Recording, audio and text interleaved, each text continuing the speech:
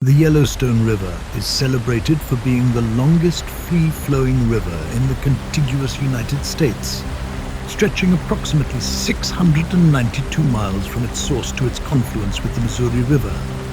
The river originates in Yellowstone National Park, specifically from the Yellowstone Lake in North America, located at around 7,730 feet above sea level.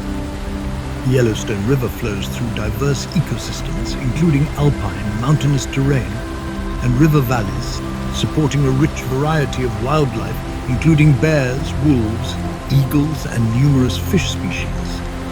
If you enjoyed this video and want to see more videos like this, please like and subscribe.